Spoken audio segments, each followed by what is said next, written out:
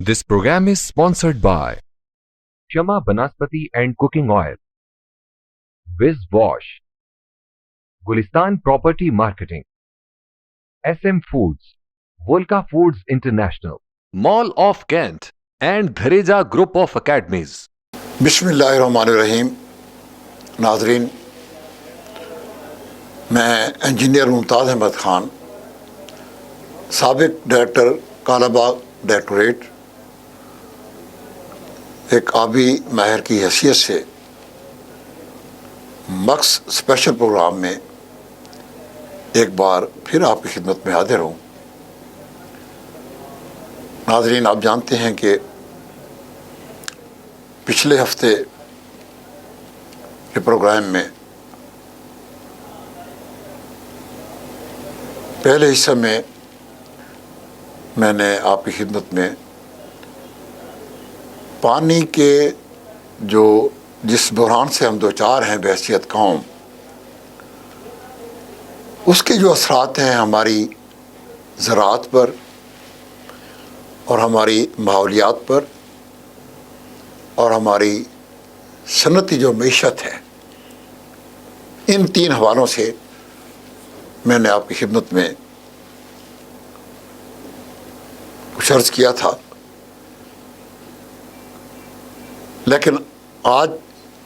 के इस प्रोग्राम में दूसरे हिस्सा में मैं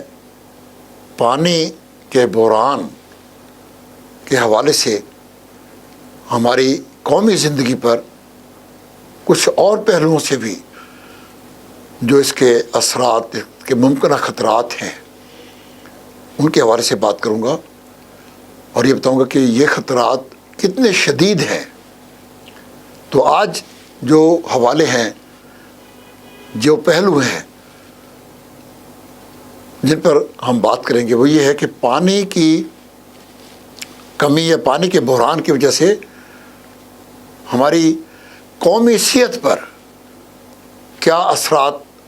मुतरतब हो रहे हैं, और दूसरा ये कि इससे भी ज़्यादा बढ़कर जो संगीन बात है, ज़्यादा ख़तरनाक बात है, वो ये है कि इस पानी की कमी की वजह से हमारी कौमी खुद मुख्तारी पर और हमारी इस जनूबी एशिया में जो अमन व अमान है, उसके ऊपर कितने ख़तरनाक असरात, इसके मुमकिन असरात हो सकते हैं, इस हवाले से बात की जाएगी। पहले मैं कौमी सेहत के हवाले से ये अर्ज़ करूँगा कि जैसा कि मैंने पार्ट 1 में ये बताया कि जो हमें 1947 में जो हमें पानी, मीठा पानी या सॉफ्ट वाटर जो हम पीने के लिए इस्तेमाल कर सकते हैं, जो कि हम अपनी फसलों के लिए इस्तेमाल कर सकते हैं, जिसे हम अपनी इंडस्ट्री के लिए इस्तेमाल कर सकते हैं, वो पानी जो कि हमें 1947 में 5600 मुकाब मीटर फ़ी का अवेलेबल था, अब वो कम होकर 950 मुकाब मीटर फ़ी का रह गया है, और जिसका बराह रास्त हमारी कौमी सेहत के ऊपर जिसके असरात मुरतब हो रहे हैं। आप जानते हैं, और मुझे याद है कि बचपन में हम अपने घरों में नलका होता था, हर घर में नलका होता था, और नलके का पानी ही वो इतना मीठा और इतना सॉफ्ट होता था कि वो पीने के लिए भी वो इस्तेमाल होता था, बाकी कपड़े धोने के लिए, बाकी उसके लिए खाना पकाने के लिए वो इतना पानी साफ़ होता था और इतना सॉफ्ट होता था वो कि ज़रूरत ही नहीं थी कहीं से और पानी मंगवाने की। आज आप देख रहे हैं कि ये सूरत हाल किस कदर संगीन हो चुकी है کہ ہمارے جو شہر ہیں، جتنے بھی بڑے شہر ہیں، چاہے ایون تحصیل کی سطح کے بھی جو شہر ہیں جہاں آبادیاں بڑھ گئی ہیں، وہاں بھی اب نلکے کا جو پانی ہے وہ پینے کے قابل نہیں رہا۔ اس کی وجہ یہ ہے کہ پانی کی کمی کی وجہ سے زیر زمین پانی کی جو سطح ہے، صرف یہی نہیں کہ وہ گر گئی ہے اور اس حد تک گر گئی کہ اب نلکا نہیں لگایا جا سکتا وہاں، اور نلکے کی بجائے وہاں پمپ لگانا پڑتا ہے، بجلی کا پمپ لگانا پڑتا ہے۔ جہاں 50 فٹ بور کر کے بھی پانی حاصل ہو جاتا تھا، وہاں اب 150 200 فٹ بور کرنا پڑتا ہے، پمپ کے ذریعے پانی نکالنا پڑتا ہے، اور وہ پانی بھی جو ہے وہ پینے کے قابل نہیں ہے۔ کپڑے تو آپ دھو سکتے ہیں اس سے، اپنے لان کو بھی پانی دے سکتے ہیں، لیکن اسے پی نہیں سکتے۔ پینے کے لیے یا تو جو کارپوریشن کا ہے، میونسپل کمیٹی کی، اگر آپ کے پاس سپلائی لائن ہے تو وہ پانی آپ استعمال کریں گے، یا پھر اگر وہاں کوئی پیوریفیکیشن پلانٹ لگا ہوا ہے تو وہ پمپ کر کے پانی اس کو پیوریفائی کرنا پڑے گا، تو تب وہ پانی آپ استعمال کر سکیں گے۔ تو آپ دیکھیں کہ پانی کی کمی کی وجہ سے اور ہمارے دریاؤں میں، ہماری نہروں میں، چونکہ سافٹ واٹر دریائی پانی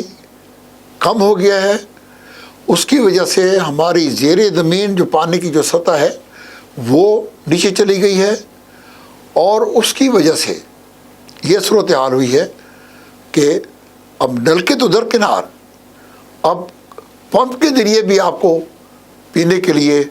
صاف پانی نہیں ملتا۔ یہ تو شہروں کی حالت ہے۔ دیہاتوں کی حالت جو ہے اگرچہ وہ اس سے بہتر ہونی چاہیے تھی، لیکن وہاں بھی جو صورتحال ہے اگرچہ اس سے بہتر ہے، کوئی شک نہیں اس میں، یہاں سے بہتر ہے، کیونکہ شہروں میں تو جو ہے پانی، ہماری جو سیوریج جو ہے لائنیں جو ہیں وہ لیکیج کر جاتی ہے، اور وہ سیوریج کا پانی بھی ساتھ شامل ہو جاتا ہے، اس کی وجہ سے بھی زیر زمین پانی، جو شہروں کا جو زیر زمین پانی ہے وہ استعمال کے قابل نہیں رہا، وہ پالیوٹ ہو گیا ہے، پراگندہ ہو گیا ہے۔ لیکن دیہاتوں میں بھی جہاں زیر زمین سیوریج ابھی نہیں ہے، لیکن وہاں بھی زیر زمین پانی جو ہے اس کی کوالٹی وہ نہیں رہی جو آج سے 30 یا 40 سال یا 50 سال پہلے تھی، اور اس کی بھی مین جو وجہ ہے وہ یہ ہے کہ ہمارے چونکہ دریاؤں میں پانی کم ہے، ہماری چونکہ نہروں میں پانی کم ہے، اس کی وجہ سے ہم جو زیر زمین جو پانی کا ذخیرہ ہے، اپنی فصلوں کے لیے پانی کی کمی کو پورا کرنے کے لیے چونکہ ہم ٹیوب ویل چلا رہے ہیں، ضرورت سے زیادہ ٹیوب ویل چلا رہے ہیں، جتنا ہماری فصلوں اور دریاؤں نہروں سے ریچارج ہوتا ہے، زیر زمین پانی میں، پانی کے ذخیرے میں جتنا میٹھا پانی شامل ہوتا ہے، اس سے زیادہ ہم پانی اپنے ٹیوب ویلوں کے ذریعے وہ پانی پمپ آؤٹ کرتے ہیں۔ اس کا نتیجہ یہ ہوا ہے کہ وہ علاقے جہاں زیر زمین پانی میٹھا تھا، ہم نے جب اس کو پمپ آؤٹ کیا تو وہ علاقے جہاں زیر زمین پانی میٹھا نہیں ہے، سیلائن ہے، کڑوا ہے، چونکہ وہاں پمپیج نہیں ہوئی، وہاں ٹیوب ویل نہیں لگائے گئے، وہاں ٹیوب ویل کیونکہ وہ تو پانی جو ہے وہ پینے کے اور زراعت کے بھی قابل نہیں ہے، تو چونکہ وہاں ٹیوب ویل نہیں لگائے گئے، تو جن میٹھے علاقوں میں ٹیوب ویل لگے ہیں اور وہ پانی پمپ آؤٹ ہوا ہے اور پانی کی سطح نیچے گئی ہے، تو اس کا نتیجہ یہ ہوا ہے کہ سیلائن جو علاقے ہیں جہاں کے پانی کڑوا ہے اور استعمال کے قابل نہیں ہے، اس کی فلو ہوئی ہے، اس نے میٹھے پانی کا جو زون ہے،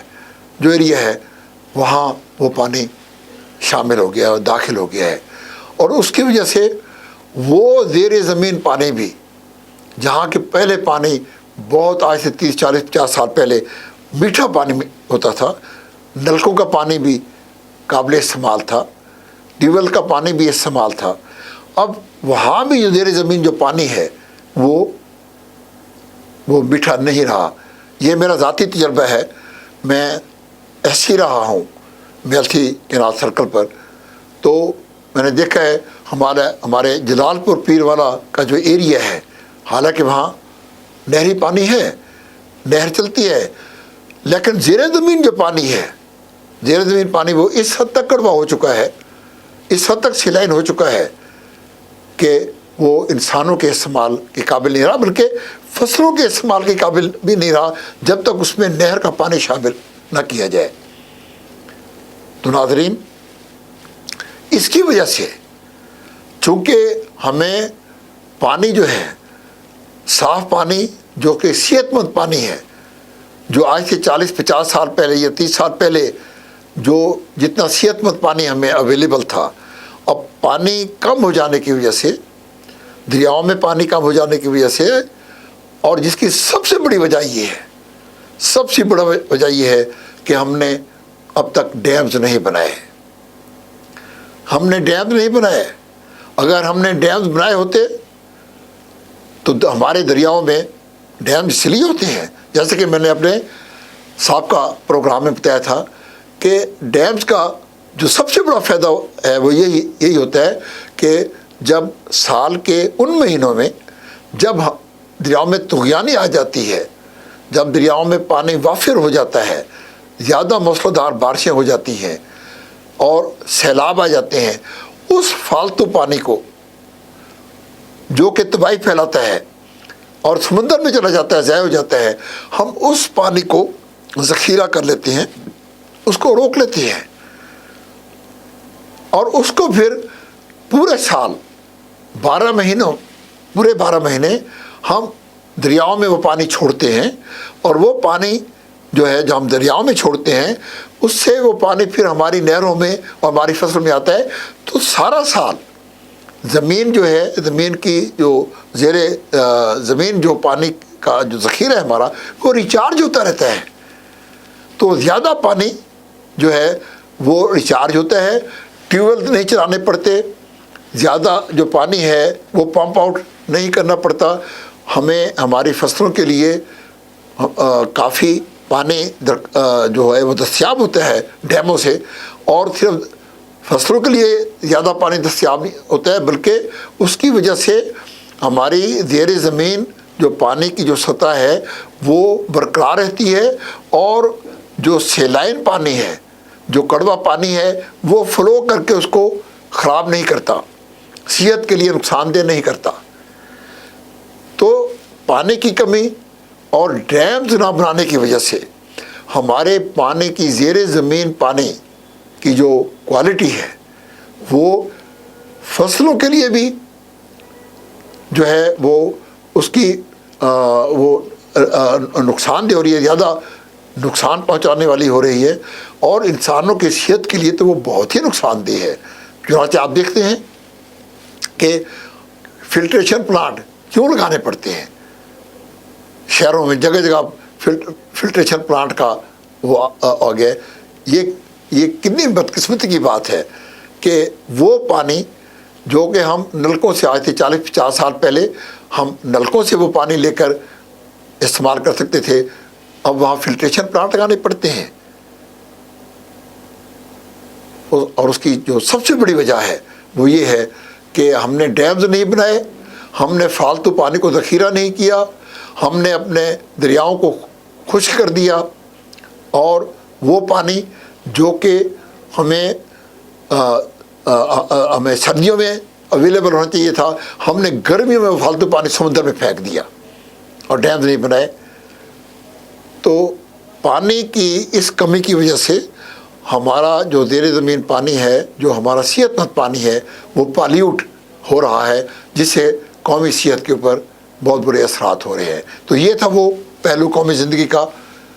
قومی صحت کا، جس کی جو پانی کی کمی کی وجہ سے بری طرح متاثر ہو رہی ہے۔ اب میں آتا ہوں ایک اور پہلو کی طرف، اور یہ زیادہ سنگین، انتہائی سنگین پہلو ہے، اور یہ جو پہلو ہے وہ ایکچولی یہ صورتحال پیدا ہوئی ہے انڈس واٹر ٹریٹی کی وجہ سے، سندھ طاس معاہدے کی وجہ سے۔ اور سندھ طاس معاہدہ، جیسے کہ میں نے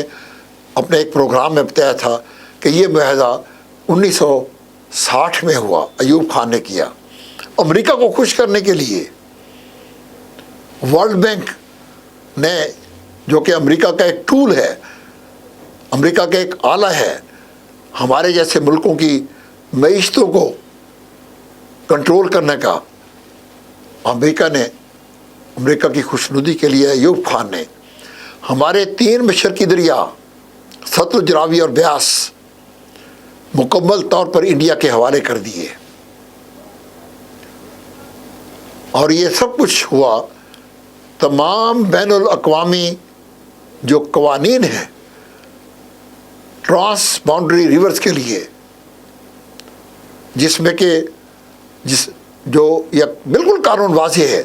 کہ ایک دریا جو کہ ایک سے زیادہ ملکوں میں بہتا ہے، اس پر ان تمام ملکوں کا حق ہوگا۔ یہ انڈس واٹر ٹریٹی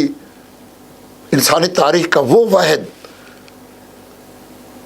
معاہدہ ہے جس کے تحت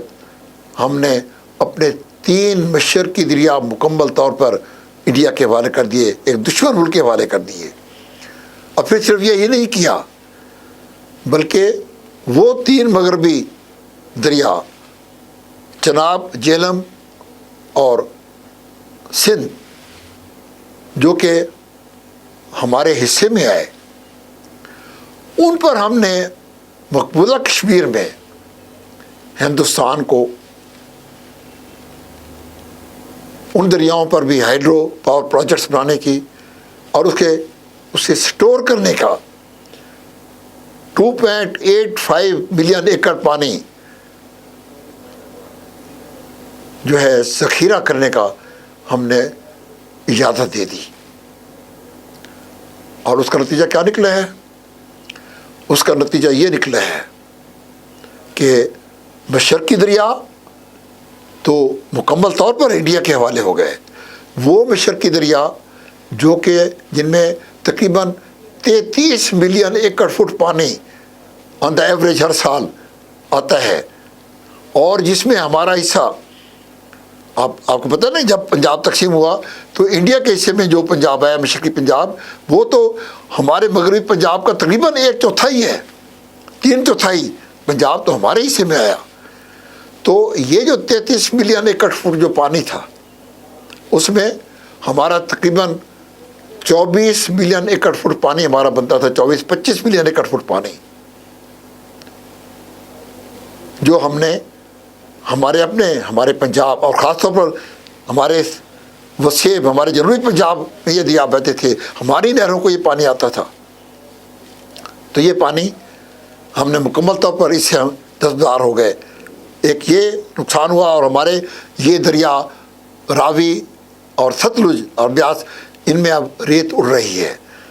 دوسری طرف جو مغربی دریا ہمارے حصے میں ہے، ان پر بھی مقبوضہ کشمیر میں ہائیڈرو پاور پروجیکٹس اور سٹوریج کی اجازت دے کر انڈیا کو یہ موقع فراہم کر دیا کہ وہ اب ان پر پروجیکٹس بنا کر اور ہمارے ان دریاؤں کے پانی کو بھی روک رہا ہے، ایک پوری پلاننگ کے تحت، ایک پوری منصوبہ بندی کے تحت۔ اور ہمارے پچھلے 10 سال کے جو فگرز ہیں، اگر آپ ان کو دیکھیں تو آپ حیران ہوں گے کہ دریائے چناب، دریائے جہلم اور دریائے سندھ جو ہیں، ان میں بھی مانسون کے دنوں میں بھی وہ پانی نہیں آ رہا، تقریباً آدھا پانی کم ہو چکا ہے، اور ہندوستان ان پر مزید ڈیمز اور بنا رہا ہے، جبکہ ہمارا انڈس واٹر کمیشن جو ہے، آپ جانتے ہیں کہ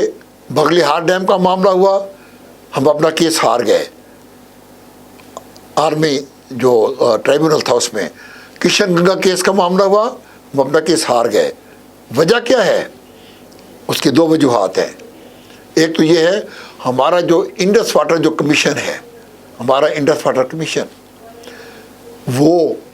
اس میں اگر انڈیا کے کوئی پیڑ نہیں رہی تو کم سے کم نااہل لوگ موجود ہیں جن کی مجرمانہ غفلت سے ہم یہ کیسز ہارے ہیں. اور ہندوستان اب بھی درجنوں پروجیکٹ بنا کر ان دریاؤں کا پانی روکنے کی کوشش کر رہا ہے. اور ہم ہیں کہ ہم نے ڈیم نہ بنا کر ہمارے حکمرانوں نے, اور ایک سازش کے تحت, ایک پلاننگ کے تحت ڈیم نہیں بنائے ہم نے. پانی اس وقت بھی اویلیبل ہے. سالانہ ایوریج جو پچھلے 40 سال کی ہے اس کے مطابق ہم تقریباً 30 ملین ایکڑ فٹ پانی ابھی سمندر میں سالانہ پھینک رہے ہیں, جس سے کہ کالا باغ جیسے 5 ڈیم بن سکتے تھے اور ہماری پانی کی ضروریات بھی پوری ہو سکتی تھی, لیکن ہم نے وہ نہیں بنائے. ادھر انڈیا جو ہے وہ ڈیمز بنا رہا ہے, سٹوریجز بنا رہا ہے, اور ہمارے پانی کو وہ کنٹرول کر رہا ہے, روک رہا ہے. اور ہر فورم پہ اوپر انڈیا کے پاس ایک دلیل ہے, اور یقیناً یہ بہت وزنی دلیل ہے جس کا ہمارے پاس جواب نہیں ہے, کہ وہ کہتے ہیں کہ پاکستان تو اتنا قیمتی پانی سمندر میں پھینک رہا ہے, ضائع کر رہا ہے, جبکہ ہمیں اپنی آبادی کے لیے ہم نے اپنے 1.25 ارب جو لوگ ہیں, پاکستان کو تو ضرورت نہیں ہے پانی کی. یہ تو ڈیم نہیں بنا رہا, یہ تو پانی ذخیرہ نہیں کر رہا, یہ ضائع کر رہا ہے. ہم اس پانی کو کیوں نہ استعمال کریں اپنے لوگوں کے لیے, اپنی زراعت کے لیے, اپنی بڑھتی ہوئی آبادی کو روٹی اور کپڑا مہیا کرنے کے لیے. تو انڈیا یہ کچھ کر رہا ہے. اس کا نتیجہ کیا ہوگا؟ میں اپنی قوم کو, آپ بھائیوں بزرگوں بہنوں بھائیوں کو یہ نہایت درد دل سے میں یہ دیکھ رہا ہوں, ایک انجینئر ہونے کے حوالے سے میں یہ دیکھ رہا ہوں کہ انڈیا انڈس واٹر ٹریٹی کے اوپر اس کو مس یوز کر کے, اس کا فائدہ اٹھا کر ایک انڈیا پلاننگ کر رہا ہے. دوسری طرف ہمارے حکمرانوں کی نااہلی اور مجرمانہ غفلت ہے کہ ہم نے ڈیم نہیں بنایا, اور ہم پانی جو اویلیبل تھا پانی اس کو بھی ہم ضائع کر رہے ہیں. اس کا نتیجہ کیا ہوگا؟ آپ دیکھ رہے ہیں کہ پانی کی کمی سے, جیسے کہ میں نے پہلے پروگرام میں کہا کہ ہمیں سردیوں میں, ربی میں 40 سے 50% پانی کی کمی ہے, اور خریف میں 18 سے 20% پانی کی کمی ہے, اور ہماری جو زراعت ہے وہ بری طریقے سے متاثر ہو رہی ہے. ہوگا کیا؟ اس کا نتیجہ کیا نکلے گا؟ اس کا نتیجہ یہ نکلے گا کہ ایک وقت آئے گا کہ ہم پانی کے لیے بھارت سے بھیک مانگیں گے. یہ وقت میں دیکھ رہا ہوں. ہمیں روٹی کے بغیر تو انسان ہی نہ رہ سکتا ہے, اور روٹی ملنی ہے پانی سے. پانی ہوگا تو گندم پیدا ہوگی, پانی ہوگا تو کپاس پیدا ہوگی, پانی ہوگا تو گنا پیدا ہوگا, پانی ہوگا تو چاول پیدا ہوگا, پانی ہوگا تو ہماری زرعی معیشت چلے گی. اگر پانی نہیں ہوگا, جس پر ہندوستان ایک طرف ہندوستان کاربند ہے, ایک منصوبہ بندی کر رہا ہے, سازش کر رہا ہے, لیکن ہمارے حکمرانوں کو انفارچونیٹلی ہمارے حکمرانوں کو اس چیز کا, اس انتہائی سنگین مسئلے کا احساس نہیں ہے. دنیا کہہ رہی ہے, بڑے بڑے لوگ کہہ رہے ہیں کہ 21ویں صدی کی جو جنگیں ہوں گی وہ پانی پر ہوں گی, اور آپ دیکھیں کہ ہم ایک ایسی صورتحال کی طرف بڑھ رہے ہیں, اور ہندوستان کی پالیسیوں کی وجہ سے, اور ہمارے حکمرانوں کی, اور ہمارے جو پلانرز ہیں ان کی نااہلی اور مجرمانہ غفلت کی وجہ سے ہم اس طرف جا رہے کہ آئندہ 15 मैं एक इंजीनियर होने के वाले से ये पेशेवर गोई कर रहा हूँ कि हम एक ऐसी सूरत हाल से दो चार होने जा रहे हैं कि जहाँ हमें रोटी के लिए, अपने ज़राअत के लिए पानी से, भारत से पानी की भीख मांगना पड़ेगी कि हम तो डैम तो नहीं बना सके, हम तो पानी ज़ख़ीरा नहीं कर सके, खुदा के लिए हमें पानी दे दो ताकि हमारी। और उस वक्त हिंदुस्तान क्या कहेगा? हिंदुस्तान आपको कहेगा कि अपने एटमी हथियार हमारे हवाले करो, अपने एटमी हथियार हमारे हवाले करो, अपनी खारजा पॉलिसी हमारे हवाले करो, जो हम हुक्म देते हैं उसके ऊपर चलो। और अगर आप नहीं चलेंगे, अगर हम नहीं करेंगे तो फिर जंग होगी, जंग होगी और एटमी जंग होगी। क्या हम उसके मुतहम्मिल हो सकते हैं? जब हमारे पास पानी ही नहीं होगा, हमारे पास रोटी ही नहीं होगी, अपना पानी नहीं होगा, तो लड़ेंगे किस चीज़ से? कौन से हथियारों से लड़ेंगे? जब हमारे पास शक्ति ही नहीं होगी, रोटी नहीं होगी, पेट में रोटी नहीं होगी, हमारे से तो कलाशनकोफ उठाई नहीं जाएगी, कैसे लड़ेंगे? और अगर लड़ेंगे तो फिर खुदा न खासा ये नौबत है, ये एक बहुत बड़ा सानिया होगा। तो मेरे भाई और बहनों, बुजुर्गों, आप समझे कि ये पानी की कमी का जो मसला है, ये सिर्फ ये नहीं है कि ज़राअत के ऊपर उसका असर हो रहा है, या हमारी मईशत के ऊपर असर हो रहा है, या हमारी कौमियत के ऊपर इसका असर हो रहा है। हमारी कौमी सालमियत जो है वो ख़तरे में है। हमारी कौमी सालमियत, हमारी आज़ादी, हमारी कौमी वक़ार, हमारी गैरत, वो स्टेक पर है। पानी के ऊपर